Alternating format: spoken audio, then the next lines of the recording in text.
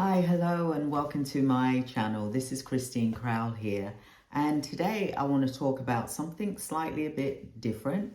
I've got my 30-day challenge, which I'm doing for the CEOs, for example, and that's going to be tonight at 7 p.m., where I'll be going on live daily at 7 p.m. and for 30 days. But today I want to talk about a separate matter, which is really to do with, is it better to, what's it like to start a recruitment care business, for example, in the UK? Or what is it like to start one in the USA? Now, I've done both of these. But I'm also going to talk on another video about Cyprus as well. But at the moment, I'm talking about UK care agency, for example, and also the US. So UK versus the US recruitment care agency, medical staffing, for example. And I think it's really important that people do think about this, because now people are moving around more now. Like, I'm in Cyprus because I've chosen to be in Cyprus because it's closer to the UK, for example. But there was a time that I lived in America as well. I had a visa, and it was a company visa as well. And even though I did live in America for 10 years, I had a green card and everything. I got married to an American, for example, when I was 19 years old. But I left America because I was in a domestic abusive relationship. So I decided to make that choice, make that leap, and leave America to come to the UK, because that's where I was born. So I wanted to go away, for example, and feel safe. But my story is that, once I became a certain age, I wanted to go back to live in America, to be close to my mother and my sisters, my family. I missed them terribly, my father, for example, when they were alive at the time. And I wanted to go back to be with my family. So we set on this journey, and we ended up in Atlanta. My mother and my sisters, they all had properties on this development, for example. And I was going to get a property. I was looking at a property, and I'd exchanged and everything, getting ready to do this. And I set up the American company. This was done from the UK. There was a lawyer involved, and he did the paperwork, a really good lawyer in the USA. He was an immigration lawyer. He specialized in that type of immigration in terms of moving.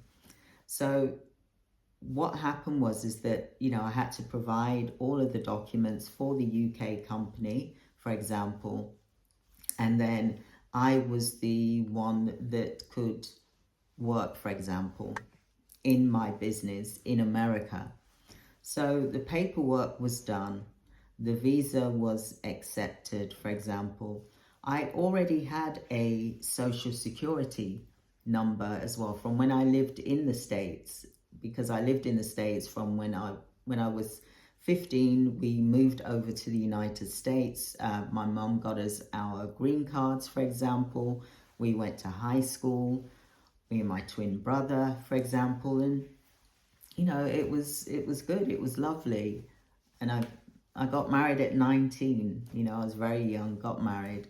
But unfortunately, it was an abusive relationship. It was domestic abuse, and I left. But I went back because I wanted to be with my mum, and to see my dad as well, and to see my sisters, so we could all be together again. And the setting up the American company, I always remember going to the business bureau, for example. There was paperwork that had to be done as well once I landed. For example, I also had to open up a American business bank account and a personal bank account as well, so that money could come in from the business, for example. I was registered in the UK, for example, but I was traveling, listen to this, every 28 days because I was registered with the Care Quality Commission. And until I had a registered manager in place, I was still responsible for the day-to-day running of the home care agency, for example. So I was traveling monthly, and it really did become quite exhausting, to be honest with you, flying from UK to Atlanta, every month. And then I'd stay there for about, in the UK, stay there for about a week, 10 days, for example. Then I'd fly back to America, in Atlanta, for example. And my children, they went to high school in America. They loved it. But my point is that when you set up the UK company, it really isn't that much different from setting up the American company. People see this mountain and they think that they can't do it, but I can tell you it is possible if you follow the steps and do it right and get a law firm, for example, to be able to do that for you. Now, the insurance is totally different from in the UK.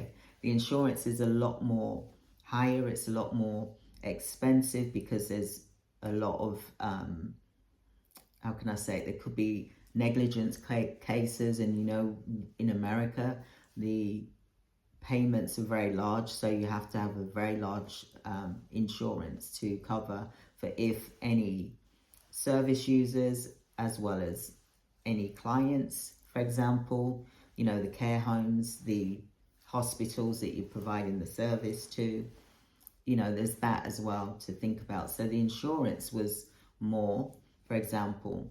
Now, what I would say to you, if you're going to set up an American company, for example, and you're looking to move from the UK to the US, you can reach out to me, drop me a message, here in the comments. I'm just going to drink my water.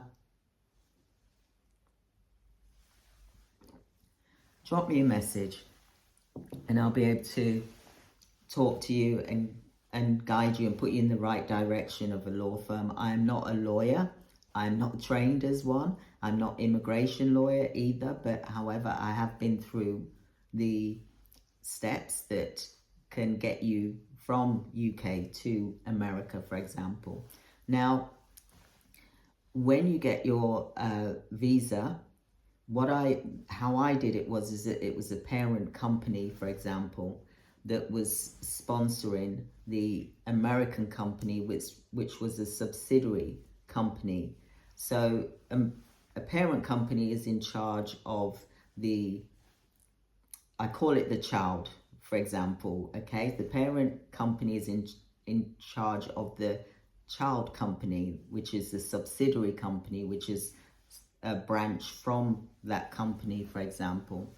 And what I had to do with the visa, the first year, I had to get it renewed, for example, and then after that, it then becomes, you can stretch it to 5 years, for example, the visa. I could have got my green card within a number of years because I already was in the system anyway. I had my social security number, for example. I was already in the system paying bills and taxes, for example, because before, when I left high school, for example, I got a job in a law firm on Broadway. So I was a paralegal secretary in Broadway. Beautiful, beautiful company to work for. I think I mentioned that earlier in one of my videos, when you're working 9 to 5. That job was absolutely amazing. It was beautiful. Very good environment to be in. I was on Broadway in New York. I know I've digressed a bit, but I just wanted to explain that to you. But with the American company, we had to get an office in Atlanta, which was in Peachtree, which is the building that we was actually in was where the movie was created Gone with the Wind. So there was some history there. It was beautiful. You know, it was very wonderful. You felt excited, you know, and the office building was beautiful. The office was really, really nice. And the staff members in the office building was absolutely amazing. The reception area, etc. You really felt special. Then we had to start looking for work for the business. So then we were then speaking with organizations to see how we could work in collaboration with them so that we could provide a service, for example. We also started recruiting nurses as well as CNAs, certified nurses assistants, and just going through making sure they were qualified, etc. So that's the thing that we were going through, because in the UK, you know, versus the UK, someone can be a carer, for example, and then they do the care certificate. Now it's called the care certificate and the NVQs, for example, whereas in America you have to do your certified nurses accreditation, and that could be with a hospital or a training school in the States, for example. So that was the, you know, the difference there. It is more stricter with regards to the qualification that the carers had to have, for example. So for me, you can open up a UK company and you can open up an American company. I see them both as the same. You know, wait, it wasn't that difficult to do, and it really happened quite quickly. I mean, within the space of 6 months, for example. So if you've got a UK company and you want to live in America, then why not do that? People are doing that now, especially after the COVID situation. People are moving around. They realize that they're free to move. There's more freedom of movement. And, you know, you can get a registered manager if you're doing home care in the UK. Get a registered manager in and let them manage the day-to-day items, which is what I did in the end anyway. You get them to manage the day-to-day, and then you just travel over every 6 weeks or something like that, or every 8 weeks, for example, not every month, just to give yourself some time to rest, etc. So I would highly recommend that. It was very, very good. The reason why we came back is because of family. My husband at the time, who's now passed away, that I was married to for 28 years, David, he was homesick. He wanted to see his children more. And I understood that. And as his wife, we decided to move back to the UK. Plus there was issues with the staff that we had, the management team that we had in place. So we had to deal with a lot of things. So there was that, as well as his mother wasn't very well. So we was a bit concerned about that as well. So listen, you can be in the UK and you can also move to America by setting up a subsidiary company. And I would highly recommend that if that is what you want to do. We've even got clients that are in America and they want to set up a UK company. So we can help you with that as well. And, you know, we can be global. We don't have to be stuck on our street, or we don't have to work with someone just because they're in the UK. We are global. We can work wherever we want to, because we can create multiple streams of income by having people from all around the world. You know, when you see the shops, do they just have one? Does Amazon just see to one location? They're worldwide. Yeah, so think about that. That's how you get bigger, right? By serving more people. You can serve more people and you can learn more things, and you know, learn about different cultures and really, you know, get to experiment with things as well. So I hope that you've enjoyed this video today. I wanted to share that with you. And the next, when I'm doing my live tonight anyway at 7 p.m., the 30-day challenge, the CEO challenge, for example. And today is about the 12-month mapping, basically, your vision for 12 months. But I'm going to do another video on here about what it's like to live in Cyprus and to have a business in Cyprus as well. So I hope that this has served you today. Please do like and subscribe so that you can get further trainings, further listening to what I have to say. And also, if it's going to help you or help someone, then, you know, it would be a benefit. And I would love for you to subscribe and like and share as well. So I hope you've had a wonderful day, and I hope that you've enjoyed this video, and I look forward to speaking with you soon. Take care. God bless. Goodbye.